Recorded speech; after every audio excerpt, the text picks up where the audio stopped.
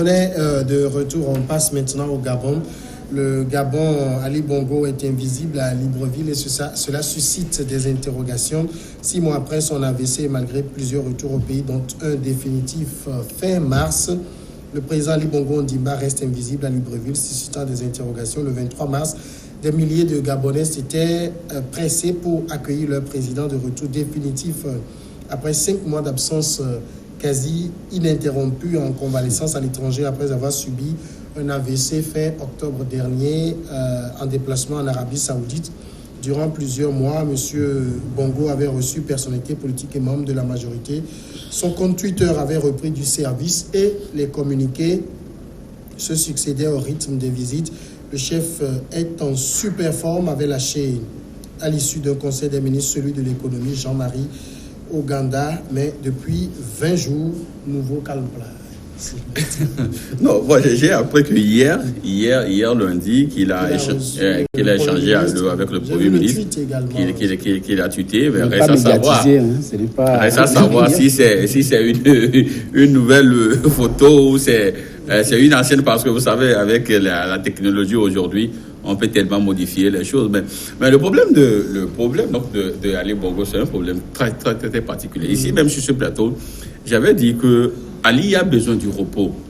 Et aujourd'hui, lorsqu'on voit du moins le paysage politique gabonais, ou lorsqu'on voit la configuration même du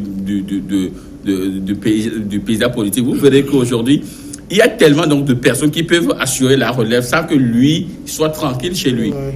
Au niveau donc de l'armée, c'est un autre qui est là-bas. Même au niveau donc dans son entourage immédiat, il y a tellement de gens qui ont eu des acquaintances avec son père, qui ont été fidèles à son père, qui veut prendre la succession et lui il va rester tranquille là, il va se reposer. Mais avec un tel degré d'AVC qui l'a éloigné donc du fauteuil présidentiel pendant donc des mois. Et la dernière fois, regardez comment moi j'étais un peu peiné lorsque après son retour définitif, la manière dont il peinait donc à se déplacer. Même pour saluer les gens, il y a quelqu'un qui est derrière lui qui doit soulever un peu ça, même pour avoir qu'il... Non, vous savez, vous ne pouvez pas vous accrocher à un fauteuil présidentiel de telle manière qu'un jour vous risquez même de tomber devant les gens.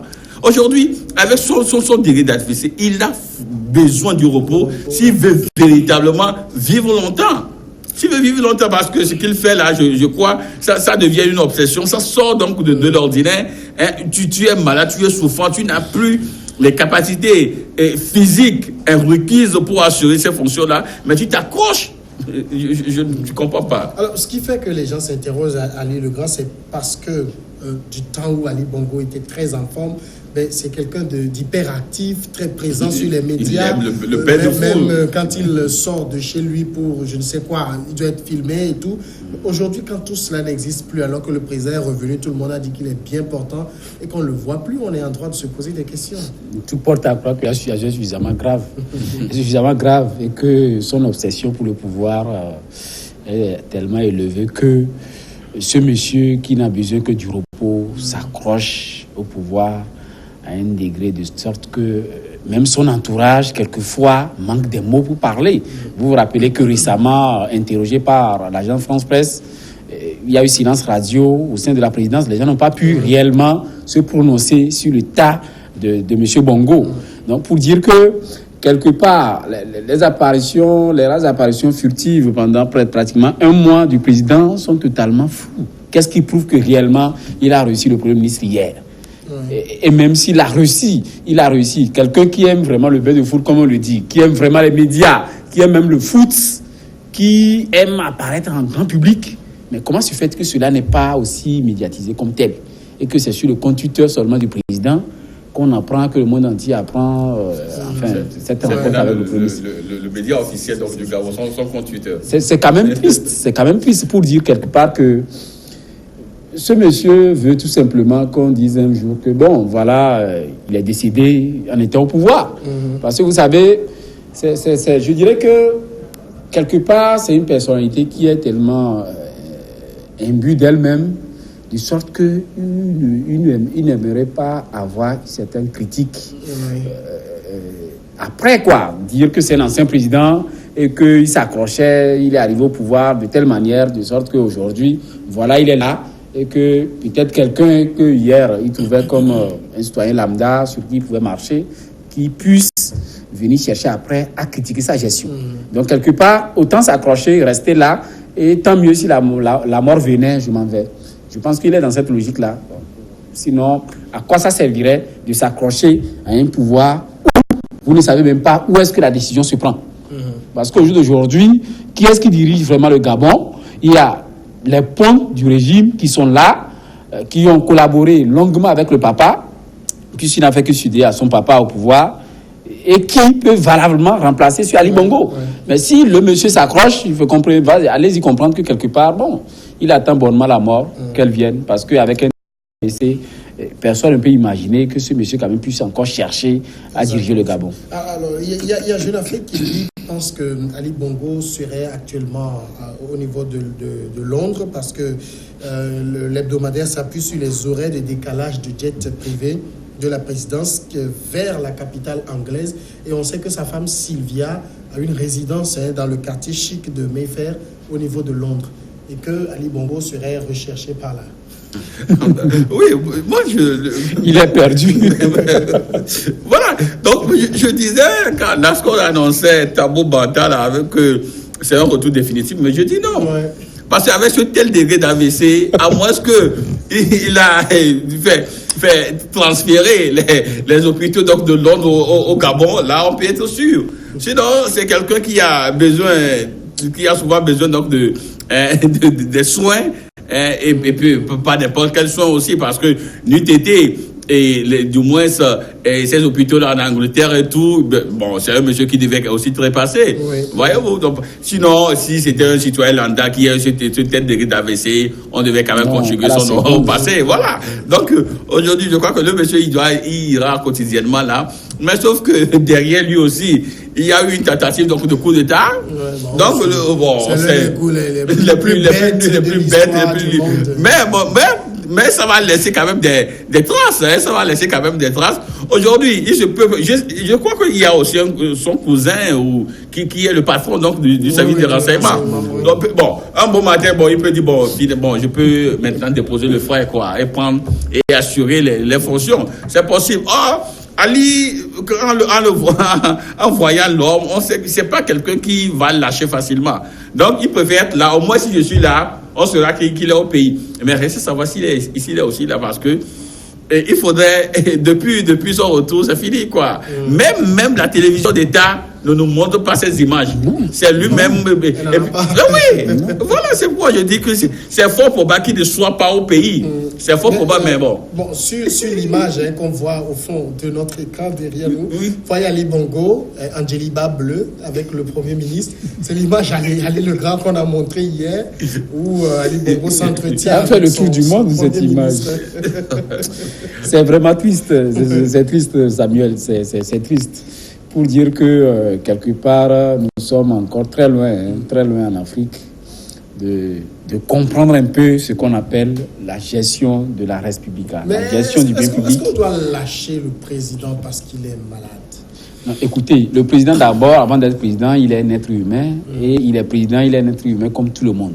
Qui peut tomber malade. Qui peut tomber malade. Et donc justement, lorsque le père de famille est souffrant, il y a justement des fonctions, même s'il ne démissionne pas, son titre de père de famille ne l'échappe pas.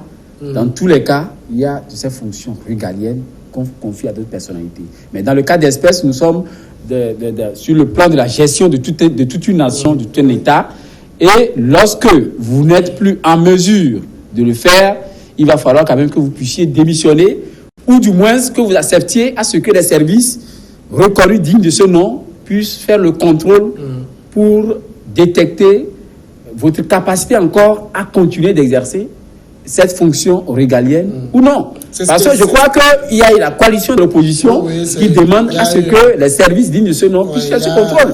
Un mouvement là qui s'appelle Appel à agir, qui demande justement que les médecins puissent constater la... C'est la moindre des choses. C'est la moindre des choses. Pourquoi est-ce qu'avant d'arriver à de telles fonctions, il y a ce contrôle-là pour jauger de votre capacité à pouvoir gérer en termes de voir si vous souffrez d'une maladie quelconque, aussi grave, qui vous empêcherait d'exercer telle fonction. C'est tout à fait normal. C'est dans l'ordre normal des choses qu'arriver à un moment où vous avez atteint un certain degré de maladie, d'état de grabataire, qu'on puisse quand même arriver à vérifier cela, si encore vous pouviez encore continuer sans que cela puisse vous nuire.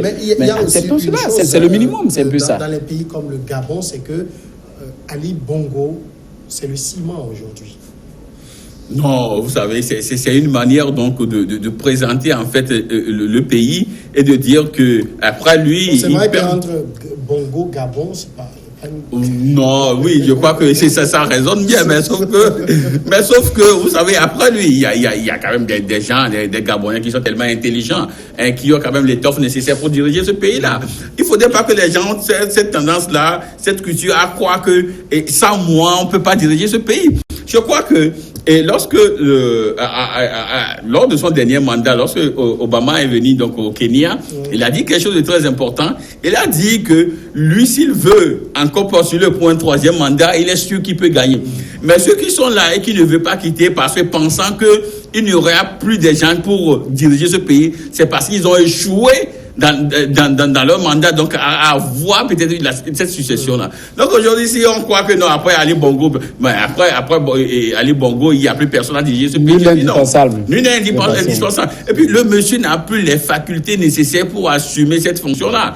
Il y aura donc les réunions des chefs d'État, de l'Union africaine, tout ça. Il va traîner comme ça. Non. Il y a le Premier ministre. Donc là, ça veut dire que aujourd'hui, il dirige donc le pays par dérogation. Mais c'est pas sérieux. C'est pas sérieux. Son État actuel demande à ce qu'il puisse aller se reposer. Il faudrait que le Gabon ait un chef d'État en vie et qu'il soit lui, quoi. Donc, il ne faudrait pas que les gens s'accrochent à pouvoir. Si un bon matin, on risque donc de trouver plus que grabataire, mais bon. Il y a quand même le souci, parce que vous vous rappelez 2016, la présidentielle, avec la violence qu'on a eue. Aujourd'hui, lâcher Ali Bongo, ça revient donc à mettre en vigueur ce que préconise la Constitution, c'est des élections dans 60 jours. Et là, on ne sait pas trop ce qui va arriver, parce que 2016 n'est pas très loin. Ces réminiscences sont toujours là. Donc peut-être il faut le maintenir jusqu'en 2023 pour que les choses se calment un peu. Non, moi je vous dirais tout simplement que c'est une question de volonté politique. Surtout du régime qui est en place au Gabon, du régime d'Ali Bongo. Parce que c'est eux justement, c'est ce régime-là, c'est ceux qui sont au pouvoir justement, qui ne veulent pas que les choses aillent de l'avant, que les lignes bougent, et qui veulent maintenir le statu quo. Mais si réellement on voudrait le bien de ce champion, enfin, de Ali Bongo, qui se retrouve être président de la République malgré son état grabataire, je pense que on peut se concerter autrement. Je comprends que l'entourage d'Ali Bongo, tout de suite, c'est tout un système que personne n'ose le dire. Mais je crois qu'il y a des gens qui sont suffisamment intelligents, qui connaîtraient mieux même ce régime plus qu'Ali Bongo, et qui peuvent diriger le système en place. Jean-Ping connaît mieux ce régime que Ali Bongo. Donc quelque part, si les gens ont la volonté, si les gens ont envie de bien faire et d'éviter, ne serait-ce qu'au minimum, sinon au maximum, ce qui s'est passé en 2016, je pense qu'il le ferait. C'est une question de volonté politique.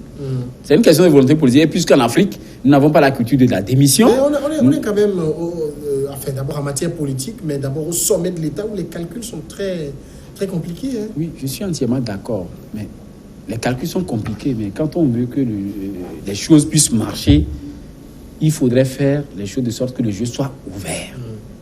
Ah oui, que le jeu soit ouvert. Si tout de suite, l'on déclare la vacance du pouvoir parce que le président se retrouve dans l'incapacité de continuer cette mission, vous allez voir des têtes vont se pointer. Ils sont nombreux. Mais comme c'est finalement un mythe, et ça se fait voir un peu partout en Afrique, lorsque le prince est toujours aux affaires, quel que soit son degré de fatigue, son état où il ne peut plus diriger, personne n'ose lever le petit doigt. Sinon, tout de suite, non seulement vous serez éjecté du système en place, mais votre vie même, Dieu seul sait si vous pouvez rester encore en vie. Donc, quelque part, je pense que c'est une question de volonté politique, comme je l'ai dit tantôt. Si les gens veulent que les choses aillent de l'avant, que ce Ali Bongo puisse rester en vie, en bon état, je pense qu'il pouvait le faire. Et là, même une autre possibilité, il peut également essayer, donc s'il veut peut-être partir tranquillement, il peut créer une situation où on va se retrouver dans une forme de pourparlers politique, on va conduire une transition et puis le pays va repartir comme sur des roulettes. Mais si aujourd'hui il veut s'accrocher, la manière dont il le fait aujourd'hui, si on le souhaite passer, d'ici demain, ça veut dire que le Gabon va tomber le pire même qu'on craignait va arriver. Quand vous parlez de la situation de 2016, ce que le confrère vient de dire là, je crois que si jamais il décidait, ça c'est la catastrophe. Parce que lorsque des gens durent trop au pouvoir, et si fortuitement Ali Bongo n'a pas trop duré au pouvoir, il est arrivé, il a fait son premier mandat. Non, je parle du système. Non, je parle du système. Je parle du système en place. Si ce système-là, parce que vous avez vu, prenez juste l'Algérie. Prenez juste l'Algérie, vous avez vu.